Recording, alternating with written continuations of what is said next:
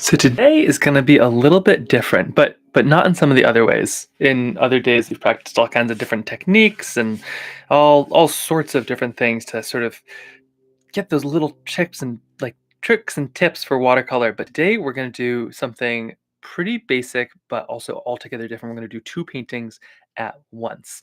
And so it'll feel different, but for some reason, it's just like doing the double has always been kind of a terrifying thing, but also really, really, really, really great as far as learning. So, without further ado, I think let's dive into it. This is the double that we're working on. We got one kind of over top here. It's going to line up sort of like this. And we got another down here, sort of like the C stacks. We're basically doing the corner piece of this. And by the end of today, we're actually going to have a rectangle, I suppose. Not a complete square, but a rectangle. So this will be pretty cool. We're going to do these is one thing, although the fact that they're separate does make a world of difference. I'm not sure why. Okay, let's start this process off. So I am going to be trying to match these sketches. So I'm actually just going to put them here just as a reminder to myself, honestly, not that like obviously this side is going to go there, but just kind of a reminder of tone. So if yours are a little different, that is okay. They will look that way, and that's totally fine. And then, of course, the bottom is going to be connected there. So let's start with that, actually. Usually I try to think of what is the simplest, easiest possible thing that I could start with that I don't need to think about too much. In this case, it is going to be some blue. So I'm just going to add a touch of blue to the bottom. Very much not overthinking it. Sometimes you just need that within a painting just to make it happen, just to get the ball rolling. Lovely. Okay, there we go, and we're basically done. And then after that, I'll look at the next thing. And so with kind of two paintings, it's almost like you go through those phases. If we were just working on this one, if this one didn't exist, it would be a matter of okay, now that we have that, what's the next thing? Probably these trees or something that that's next, but that's not touching it. But when you have two, you're doubling that. So now we're going to go up here because this is totally dry. So what's the next thing we need to work on? Probably the sort of purple-ish. I think it looks like sky, but it's actually the base of a mountain. So I'm going to add a bunch of water to the top here, and I'm going to add some kind of purplish brown to the top of that. Something that kind of mixes, same color. I'm not going to worry about going over these mountains. You can see I'm going right over the lines. That's totally fine because we have two paintings. They will take longer to dry. This is how I often do a lot of my sketches is I kind of batch them. That's why you'll see two, three, sometimes four sketches on a single page. Those are actually often done at the same time because that way I can kind of jump between one and the other. So here we go, a little bit of purple going up on top, just a little bit up there, just kind of matching-ish the same tone of what I had. If you have something else than purple that you want to match, that's totally fine. But mostly I'm going for this nice kind of wash up top, letting it flow down, and then it'll kind of do this interesting bloom thing by the time it hits those mountains. I might even add just a touch more water and just really let it pull down and through. Something kind of like that. That looks lovely. Beautiful. Okay. Now, normally we kind of have to wait because it's like, right, this is on the edge. What are we going to do? Maybe you could work on this one, but this one's a little bit darker. But here's the beauty of two paintings is now we can kind of move back down here and let it alone do its own thing. It's like having two burners on a stove.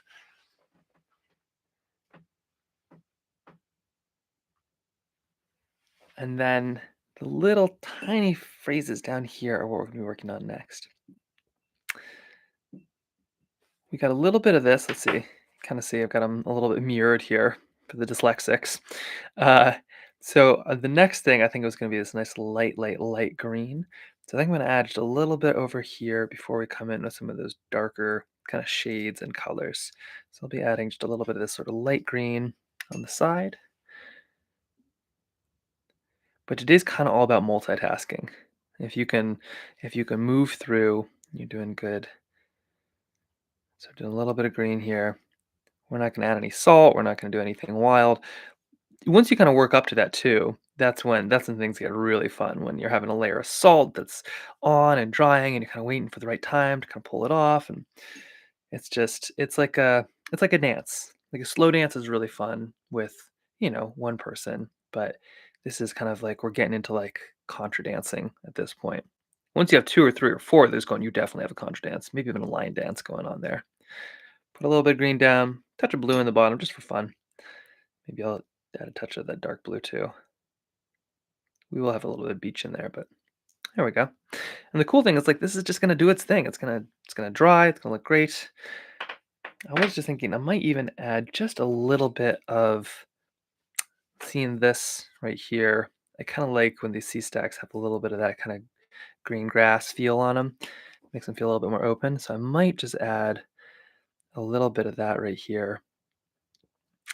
It wasn't on the initial sketch, so don't feel like you have to. But also the beauty of these sketches is that they do have, they're not set in stone. If you want, you can really do whatever you want. You can add friends and pets and dogs and all these things, but also things like this.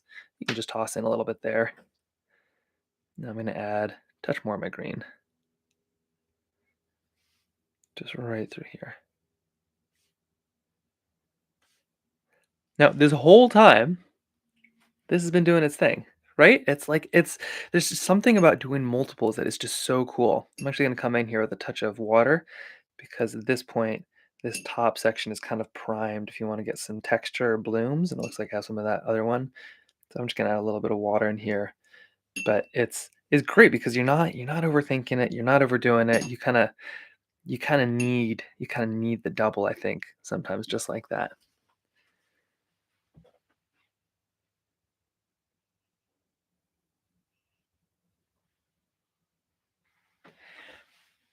And then if you are on the newsletter, I just saw a comment about that. We do these kind of things. Like this is so fun putting this big picture together. But if you ever just need like a little dose, we finally started an actual newsletter. And it's been so fun to be able to share kind of one of these at a time. Although, if you are at this stage on this, you are kind of far beyond a lot of that, so it's easy to do 1 or 2 or 3 things. This is also kind of a little bit like a couple games of chess at once, but I am so excited because at the end of this, I wanna put all of these out and just see that big picture. Because once we're done with these 2, there's just 1 row on the top, and then we're basically there. I think we'll do 2 more doubles after this, and then it's done, which is kind of wild to think of. Okay, so as you can kind of see, we've got our little C stack. This right here is going to be dark. This right here, medium, dark. And so we have some little things to add here. Let's add this beach here. If your C is dry, oh, looks like mine is not. Okay, maybe we avoid the beach. Oh, no, let's give it a go. Let's see what happens. I might just try to avoid touching the water if yours is wet. I just got back from a trip in Arizona where it was much, much, much, much, much, much drier, and it's amazing how climate can affect your watercolors. If you're in a humid place or a dry place or a snowy place or whatever it is, it looks like this beach is going to kind of get sucked up into there, but that's fine. It's just fun how even if you're inside, the places you sketch kind of get very much determined by the places outside. Now this tree right here is going to be a little bit lighter than the background here. Let's see, this gets real confusing. So this we're gonna have nice and dark. And actually, maybe we do have this dark. Maybe we do make these trees light. A little bit of a fly decision here. Let's get back in there with some of this nice light green right here. Let's work through just a little bit of this nice light green, kind of moving up. We are on the edge, so there's no laws or rules as this is there. We don't have to match anything on this side. Kind of a relief, which means you can cover this tree. This tree will be nice and dark. You can do kind of whatever you want to it. So got some nice light green going back over. And what I love so much about this is just knowing that that's doing its job. It's like it's like a time lapse. I often take a lot of paintings, videos, and I'll often set up a time lapse. And it's kind of nice knowing, when you're not quite sure what you should be painting or filming or any of those things, that it's like, oh yeah, this is just a time lapse doing its thing. It's just out there. And that's kind of what I love too about these layers is that right, you gotta kind of think about it, but also you kind of don't. It's just doing its thing. A little bit of blue in here just to add something that's a little bit different. Also kind of breaks up that shape and that shadow. Maybe a little bit of texture there. There we go. Something just like that. It is all gonna kinda come together, like, with the doubles, you do kinda get it all coming together at the end, so it does work, but even almost, like, at a bigger scale because there's a couple of them. And then, of course, let's come up and grab this one as well. A little bit up here, trying to kinda match those same colors. Much easier too when you kinda stick them together like this. And I don't know about you, but for some reason, it's so much easier to do, like, little ones like this. Even a 8 by 10 seems enormous to me, but this feels manageable. So sometimes that is why I do these big ones, is making a massive detail painting like that seems so scary, but when you break it up into little pieces, it all of a sudden gets a little easier. But then when you learn to do a couple at once, that's when you kind of turn on the turbo.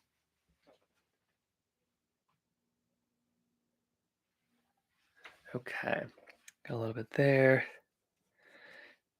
Just testing for heat here.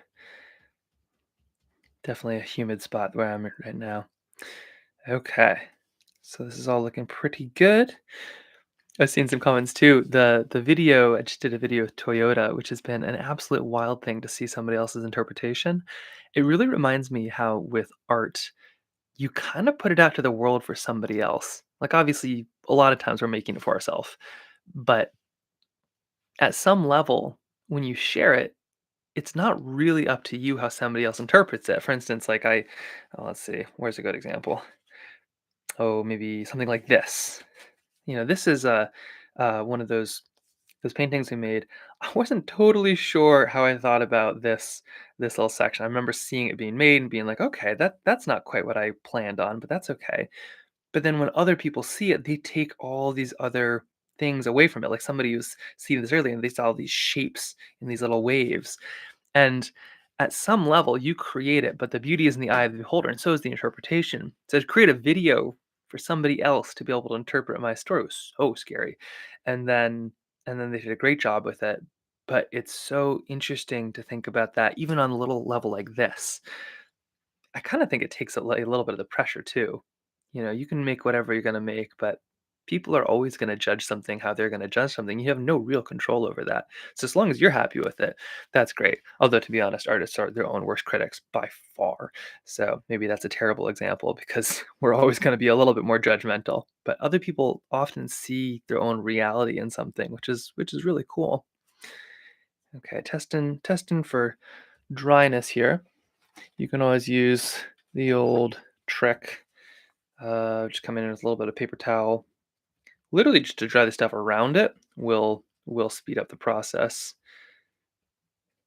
Mostly, I'm just trying to catch up in case you're in a drier place than Anchorage, Alaska, which is most of them. There we go. And then we can go test over here. That's feeling pretty dry right now as well. That's great. So let's maybe add it down here. So we have this big kind of green section, and there's going to be just a little bit more right down here. Probably add in a bit more of that blue here in the end. So a touch of green. You can see I'm being real loose with these edges. A little bit of lint there. I don't know how much cat hair ends up in my paintings, but I would say maybe 90 to 95% of them have a little bit of Charlemagne in there. I like to think that it'll just be a fun thing for some future archivist. Maybe they're looking through paintings or something and they can clone Charlemagne 10 or 15 centuries in the future. Okay, a little bit of that. A little bit of some blue right up here. Here we go. So something kind of like that, just to kind of get that 3D nature kind of going through this. In fact, I might even kind of come up here and add some of that blue I got on my brush to these shadows. Just this one, maybe this one. Just a little bit of a touch there. How's this going for you? Now next is going to be up here. We're moving up a little bit, and you'll notice like I am sort of pausing a little bit because I have these waiting for something to dry, waiting for something else to dry. That's why sometimes working on 2, even 3 can be perfect, and it's almost like gears on a car. You'll find out the right number by how fast you work. Maybe 1 is perfect. That's the stage and speed that you like to go at, but maybe you're somebody who works so fast that it's never quite dry enough on the edges, and you need 2 or 3 or 4, even 5 kinda going at once to really find that stage, but you won't know until you add a few more. Maybe even working on 2 is too much for you, which is totally fine, but I'm hoping that today you kinda get a sense of, right, this is an option. Okay, just seeing over here, we're gonna add a little bit of paper towel just to make sure everything is where it should be. And I'm just gonna add a touch of blue to the top of this little mountain and kind of pull it down here, just to get it in and let it get some drying. Just a little bit of blue up and over. Oh, or was it blue? Nope, looks like I think I should have been doing brown. Yeah, right, that's why you look. Okay, well, looks like it's supposed to be brown. Here we go. You could do one of two things. You could come back over with a little bit of paper towel, just kinda knock that out, or you could just add brown and let it kinda soak in. That's the kind of beauty of watercolors. It'll all kind of merge and mix in the right way. A little bit of brown on this one, right over the edge. I don't know if you can tell, but I'm clearly a professional. Absolutely have everything together. And there we go. Just a little bit like that. Let's see if that lines up. Oh yeah, that'll be great. And don't forget everything's gonna dry a little bit lighter. And that's kinda why I put a lot of these lines in, is to sort of break stuff up. If you go right to the edge, you better be perfect. Put a little bit of a border, a little bit of a line, no one will know. All right, this is looking lovely. Let's just check a little bit of the dryness here.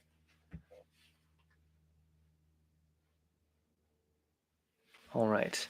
Now, we're gonna be adding this tree is gonna be far darker. We're looking something about this dark right here. So I think it's getting kind of close to this time. So let's start working on a few of these. This is still wet, but we can at least work on these trees right now.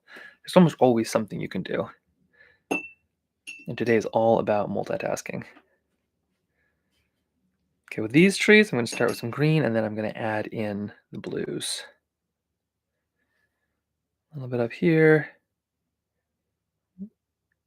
Not being stingy on the paint, really leaning into it. If you remember the last one, we tried to see how few brushstrokes we could do. Kind of trying to do something similar when it comes to dark paintings, because you kind of want those little bits of flow, which you really only get when you have a couple brushstrokes. I'm also now counting these little tiny semi-strokes as one brushstroke. Maybe brushfuls is what I should say. So here's some real dark blue, and I'm just gonna lay it down, almost like just placing it on the page. Something like that. Maybe a little bit up toward the top. And then just let that water do its thing. Water knows where it's going. There we go. Beautiful. That looks great. And we'll just kind of let that sit. Checking back up here. What are we looking at? That's looking pretty good. Add a little bit of there just to encourage. And then maybe I'm going to come down here and add some little cast shadows to my person. It feels kind of like I'm flitting all over the place, and at this point you should be a bit of an expert, having done some of these paintings. But I do often think how when it comes to watercolor, you kind of get into that flow, but really your brain is just jumping from things to things. It is such a puzzle, and I feel like watercolor must be one of those things that's just good for your brain.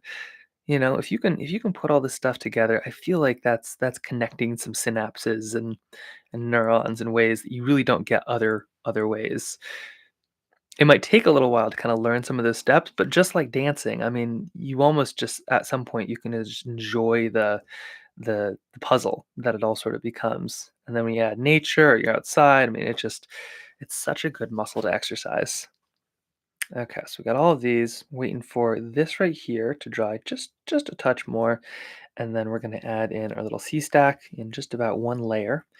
And then once this is just a touch more dry, we're gonna add in this layer. So we're actually quite close right now. Now, if you want to talk about pressure, painting with this video, the one that was just in Arizona, that was unbelievably scary. Getting into that little bit of a flow state is really hard when there's about 10 or 15 different cameras all pointing at you, and then just being able to paint really quickly. But what was interesting is often we'd be sitting there waiting and they would be saying, okay, yeah, we could use a painting, in 10 or 15 minutes. And after 3 hours of filming, I'd basically make what was essentially almost a centerpiece and I'd have 15, 20 minutes tops.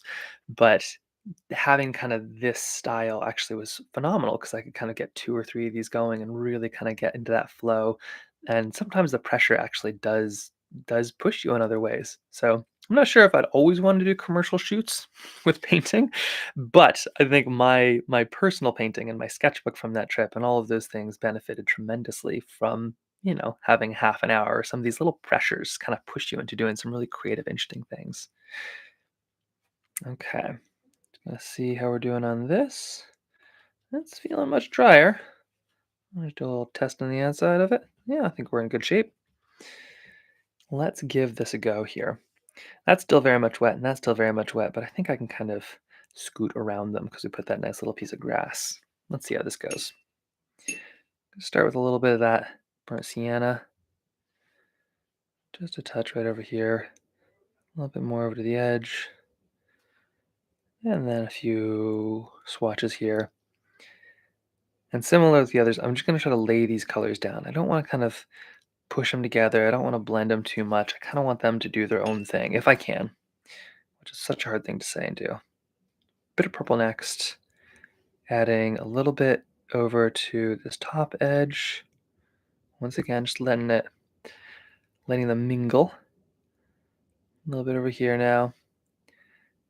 And once we get close to the edge, then we're really gonna kind of turn it on a little bit, but not quite yet. A little bit over here. Lovely. Okay. I might even come in with a bit of water here. Sometimes I treat that like a color because technically it'll all get filled. They'll connect with each other and you'll be in good shape.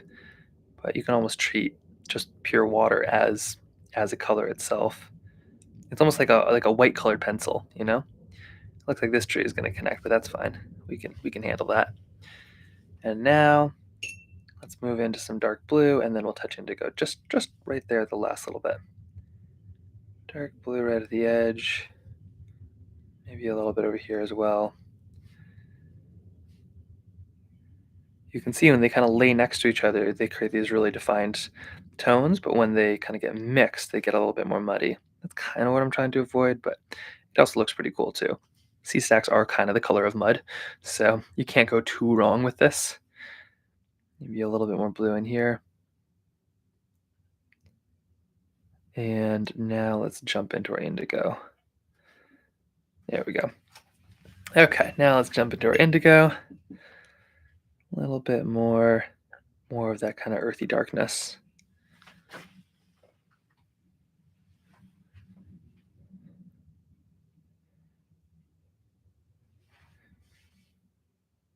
Just a touch in here. Now, one thing I'm super excited about doing too is actually retracing some of my grandmother's sketches. And I'm not talking about the adventures. It's been really fun to post those videos, send those letters, but like actually painting through them together. There's whole just reams really, which I just learned a ream is 500 sheets of paper. That's where like the weight of paper comes from. If you have like 300-pound paper or 150-pound paper, it's because a ream of I think 11 by 14 or whatever it is, or maybe 18 by 20 is that much weight. So that's where they judge that. I always got confused where I was like, what do you mean a 90-pound sheet of paper? But she has hundreds and hundreds of sketches that have no labels and are not findable. So for instance, there will be a quick sketch of an owl, totally out of context. But what I can do is I can actually trace that and then we could paint it in together because basically it's this really cool coloring book. So I'm really excited to see all of this come together. But after that, I think that's probably going to be a lot of what I do on the weekly side of things is paint in some of these sketches that are 30, 40, 50 years old. But it's really cool to be able to bring them to life together. God, that is looking great. Love how that indigo just kind of really just sneaks in there right at the end. I might even add a dollop more, maybe just a little bit on the edge. really easy to kind of go overboard, so probably shouldn't. But here we go. Okay, that's good. That's good. Hold me back. Now let's add some of these. Oh, that's still wet. What happened there? Okay, let's add some of these. Just dollop, dollop, dollop. Perfect. That's gonna look great. So I'm gonna kind of try to match my colors here to there, which is, and then of course, let's see, here to there and here to there. So it looks like we're going kind of indigo, blue, purple, purple, something, green, blue. Let's see how this goes. Ready to do all this at once? The cool thing is you can kind of go one at a time if you want. So I'm actually going to start down here. I'm going to start with a little bit of water just to kind of help things flow at this point. And then I'm going to add a bit of purple up top. It's almost like a little save point too. If you are going somewhere, we kind of need to do this layer all at once, but at least you don't need to do both. And maybe a bit of blue kind of coming down. And then we're going to jump into our greens and our kind of darker colors here. But I want something that's got some good contrast to be able to kind of go through. Something kind of like that. That looks lovely. Okay, now let's give ourselves some maybe darker indigos. Probably should have done the green first, but that's okay. I'll do the green second. Indigo first, green second. Carving out these trees. Kind of a relief to know that I don't need to worry about up there quite yet. That's the other nice thing about working on a few at once. And then just adding right to the layer. You'll see I'm kind of going through the tree, so instead of going around it, I kind of want to get what almost feels like water going up. Like I want that level. I don't want it to be surrounded. I kind of want a level, something like that. And then let's come in with some green here. It's going to mix with the blue and kind of create a darker look, but that'll still highlight these trees. There we go. A little bit of green. You can kind of see it going everywhere there. That looks great.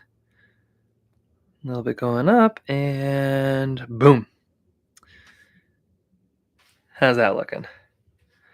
Maybe not like a carbon copy of the other one, but it will dry lighter. I'll be curious to see how close I got. And you can see all this coming together. Oh, this is going to look wonderful. Okay, now time to go up. So we're going to go purple. Maybe a touch of green in there, but mostly indigo.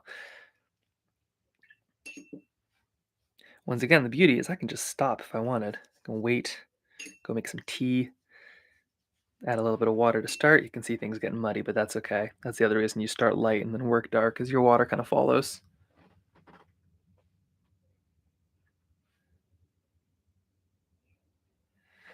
There we go. And the cool thing is, yeah, with a lot of my grandmother's sketches, they would be kind of like these little outlines like this. Like they don't look like the fanciest things, and she would sketch them in, but I think some of the coolest paintings that exist are probably in those sketchbooks, and they just haven't been painted in yet. So it'd be really fun to do it together. A little bit of purple in here.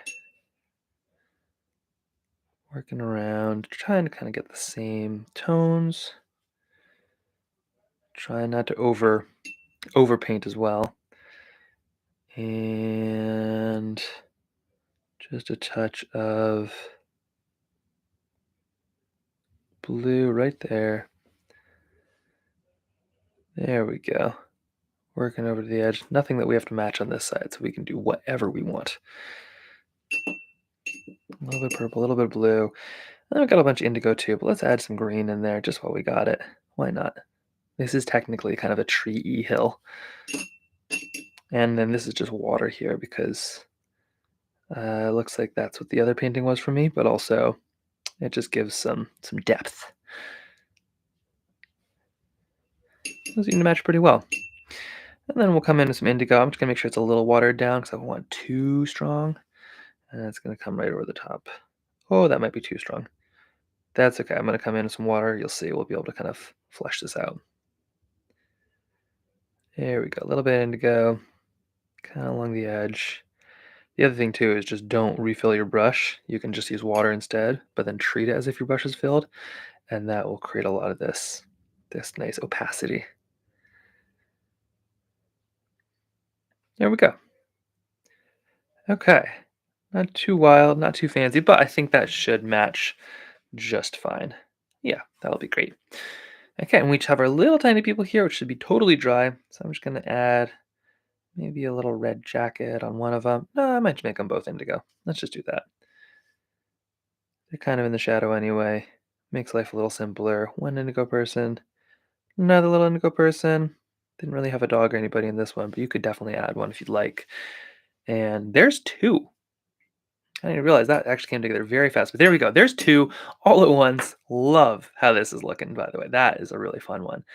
But now, if you're okay with some shakiness, I'm gonna lift this camera up and let's see what all of them look like together. We've got one more row, but let's take a gander. Okay, here comes the shakiness.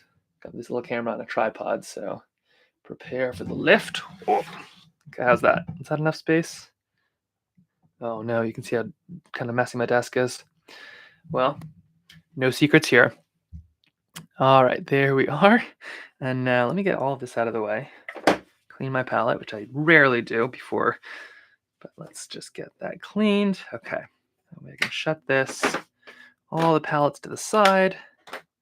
You getting a rare look into the messiness that is my studio. Actually, to be totally honest, if I really panned up, you'd be horrified. There's just pandemonium going on the desk. Actually, you want to see? I'll just show you really quick. Don't tell anybody. This is this is kind of what I live in, and then I try to keep things just a little bit clean right there to be filmed in. This is our secret. Please do not tell anybody. But hey, it works for me. And now let's scoot these out of the way. Sketchbooks and tea and just forms. Can't really get that out of the way. Okay, so we got some of these going on, and now let's lay all this out. These are going to be on the edge. I taped these ones down just so they'd kind of stick. You can get some pretty inexpensive artist tape. You just want to make sure it's kind of acid free if you do any framing, but it also doesn't stick quite as much. Let's see, right at the corner here. There's a little bit of glare, but that'll happen while it's wet. And then let's see, this one went here, and this one goes here. I'll scoot these up maybe just a bit. This will be interesting. I haven't actually done this for quite a while, but I think this will start to give us a good sense of really how everything is looking. Okay, now let's see how do the rest of these all lay. This one goes here, I believe. I think otters were right below that. Boy, we've done a lot. Look at all this. If you stuck with it this far, you are persistent. Otters. Here we go. Otters. Okay.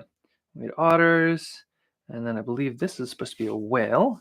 That looks just about right. Jellyfish below that. Maybe I need to move these up just a touch as well. Okay. Today's moving a little bit slow, and that's okay.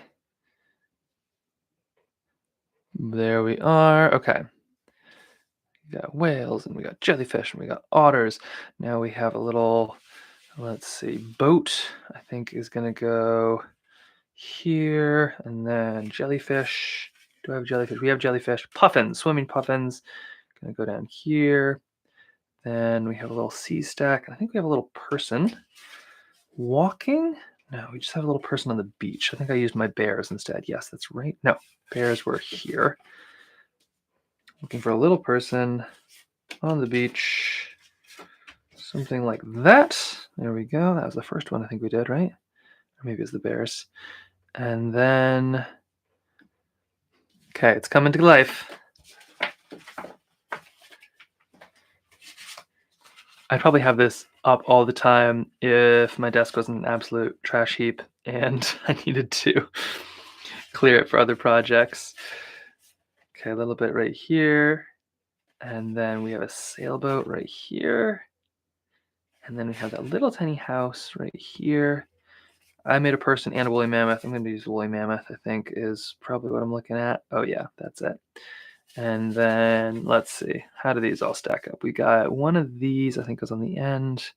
And then one of these might have been right here. And then one of these was right there. Oh, cool. Look at that. Let's squeeze this down just a touch. How cool is that? It's all coming together. We do still have a little row up here, and that is where it's really gonna come together. You can see we only have just this tiniest little bit of sky right there, but the rest is gonna come in. And so next week, I think we're gonna do 2, if not 3, and then we've only got a couple left, and we're there. But it's also just amazing seeing, like, the scope of what we've done here. This is really cool. I've learned a ton. I hope you've learned a ton, and I can't wait to be painting a bunch more of these, whether it's a big series like this, or maybe it's just trying to repaint a bunch of my grandma's sketches from the outline she made of ravens and whales and all kinds of other things that she sketched during her life. But this has just been really, really, really fun. Cool to see. Nice little geometric shape. And we're gonna go race through these next two in the next couple weeks. But you've done an amazing job, and I cannot wait to see this come to life in full.